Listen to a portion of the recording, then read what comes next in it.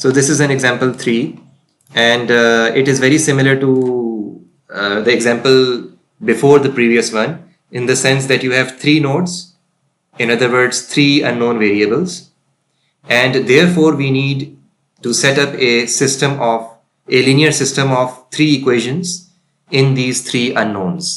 ठीक है, तो जो पहला unknown है, in the sense कि ये तो एक super node है, node 2 and node 3 basically constitute a super node. ठीक है, तो इसको हम थोड़ी देर में टैकल करते हैं. सबसे पहले let us tackle V1 and just do away with it, especially since there is a voltage source connected between a non-reference node and a reference node. ठीक है, so it is very easy to analyze. We can simply say V1 minus 0, because V1 minus 0, positive probe DMM का यहाँ पे, negative probe यहाँ पे. So this is V1 minus 0 equals plus 10. In other words, V1 equals 10. This gives you the first equation, and this also gives you right here and right now the result, or the value of one of the unknowns. Okay, so now we are only left with 2 unknowns, V2 and V3, and these two cannot be analyzed independently. We have to perform a joint nodal analysis, because it's basically constituting a super node. So first let us apply KVL within the super node. Okay, so we can say V2 minus V3 equals plus 10, and this is basically an equation in the standard form, a linear equation in the standard form या general form. तो इसको हमने basically equation 2 कह दिया.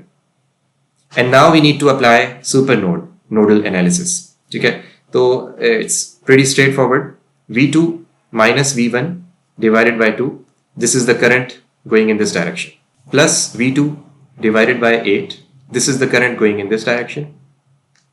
The current in this direction we don't know, but it doesn't matter, because the current in the opposite direction is also is basically countering that current, and it is a part of this equation, and we don't need to explicitly write it. We don't need to write I minus I. Okay, and we can just go directly to analyzing node 3, which is basically V3 divided by 6 plus V3 minus V1 divided by 4, which is this current here, equals 0. अच्छा, अब बहरहाल ये तो इसकी equations हो गई. तो ये तो ऑलरेडी हम it's a revision, repeated revision of what we have been doing. लेकिन before I move on to example 4, जिसको हम थोड़ा सा comprehensively complete कर लेंगे, मतलब in the sense कि उसकी resistors की values को use करके proper हम solution पूरा कर लेते हैं. लेकिन before I move on to that, one of the things that I want to say is, let me just first clear everything on this slide. When I was analyzing the super node here, इसके लिए जब मैं nodal equation लिख रहा था, तो I said V2 minus V1 divided by 2, basically the current in this direction, and so on. This is V1. ठीक है, अब इसके ऊपर किसी को इतराज हो सकता है कि जी करंट तो इस डायरेक्शन में लेबल है. ठीक है, तो करंट तो इस डायरेक्शन में जा रहा है, तो हम कैसे ये वाला करंट हम दूसरे डायरेक्शन में कैसे ले सकते हैं. ठीक है, तो ये शुरू में भी काफ़ी दफ़ा इसके ऊपर डिस्कशन हुई है बड़ी डिटेल में. दोबारा मैं इसको let me reiterate and re emphasise कि देखिए, मैंने इस टर्म को, इस फैक्टर को I1 नहीं कहा. I did not call it I1. मैंने तो सिंपली कहा है V2 minus V1 upon 2, which is a current that flows in this direction. सीधी सी बात है. अब that is equal to minus I1. ठीक है, it's fine according to the labeling that is given in this circuit, but उससे मुझे कोई कंसर्न नहीं है. I am not interested in I1. I want to do my nodal analysis सुकून से. ठीक है, तो don't bother me with I1. I just want to write V2 minus V1 divided by 2, because it's the current flowing in this direction.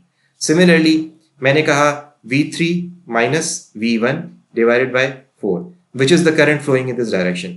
So don't tell me कि नहीं जी current तो इस direction में लेबल हुआ है, तो इस डायरेक्शन में तो कोई करंट फ्लो ही नहीं हो सकता. ऐसा नहीं है, because ये जो फैक्टर है, this is actually equal to minus I4.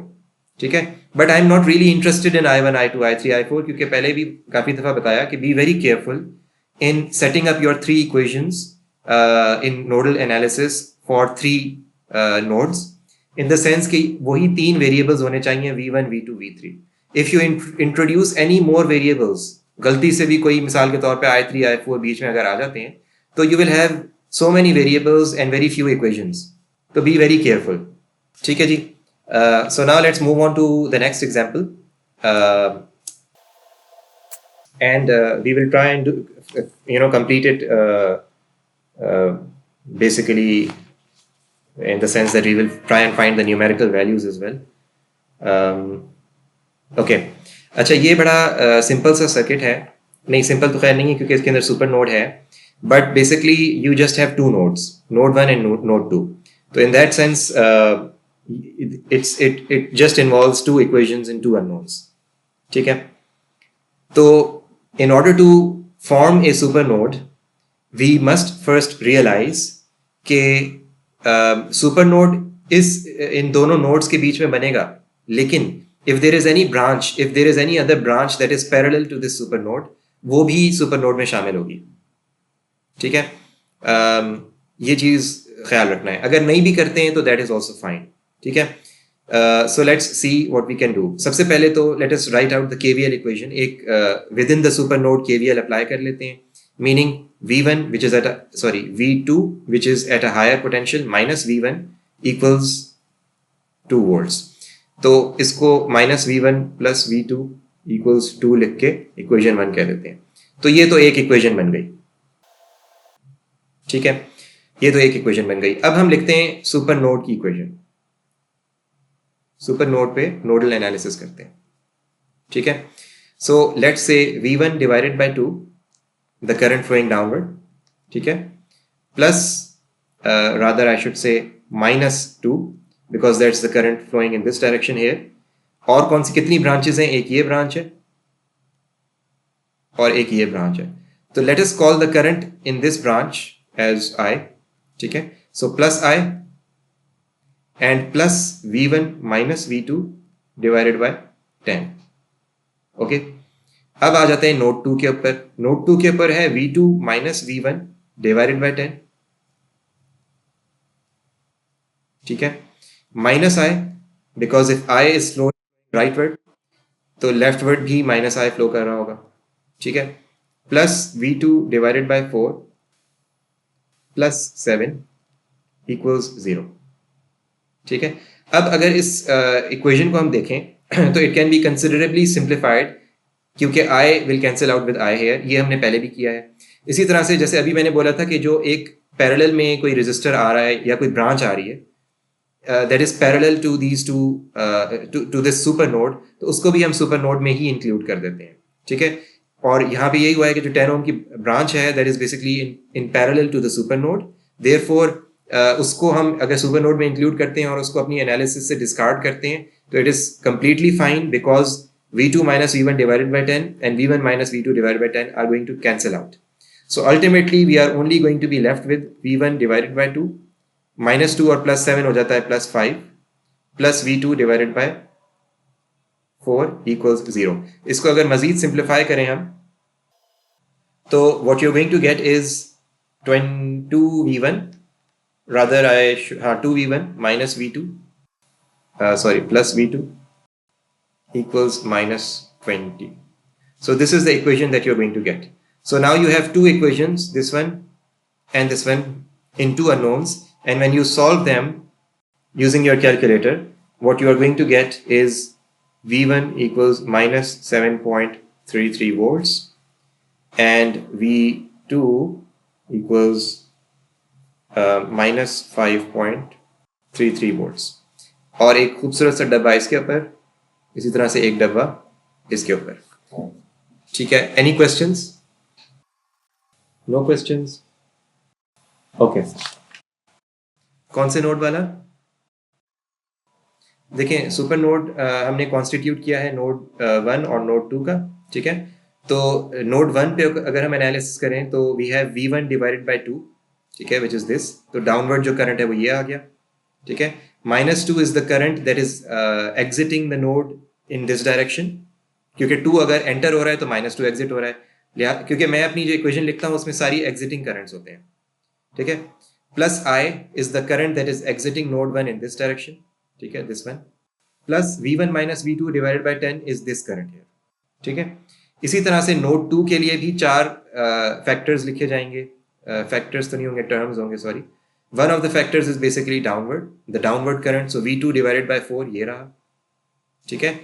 Plus 7 is this current outward from the node, ये रहा. Minus I is this current here, ठीक है, वो ये रहा. And similarly ये जो ब्रांच है इसके थ्रू करंट जा रहा होगा V2 minus V1 divided by 10, तो वो ये रहा, ठीक है. अच्छा कोई बात नहीं, वो बड़ी सिंपल है, वो मैं रिपीट कर देता हूँ. जो पहली इक्वेशन है ना, देखें जब हम सुपर नोड बनाते हैं ना तो उसकी दो इक्वेशंस बनती हैं. क्यों? क्योंकि super node is constitute, super node बनता है दो नोड्स के साथ, ठीक है. तो जब आपके पास दो नोड्स हैं इसका मतलब दो वेरिएबल्स हैं. जब दो वेरिएबल्स हैं तो एटलीस्ट दो इक्वेशंस तो देनी चाहिए सुपर नोड को, एटलीस्ट भी नहीं, खैर एटमोस्ट भी, एटलीस्ट एंड एटमोस्ट. तो एक इक्वेशन तो जैसे अभी हमने थोड़ी देर पहले पूरी निकाली थी सुपर नोड के ऊपर नोडल एनालिसिस करके. दूसरी equation is very straight forward. आप डीएमएम की पॉजिटिव प्रोब यहाँ पे रखें, नेगेटिव प्रोब यहाँ पे रखें, तो what will you get? V2 minus V1 because V2 is at a higher potential minus V1 equals 2. ये है वो इक्वेशन, ठीक है.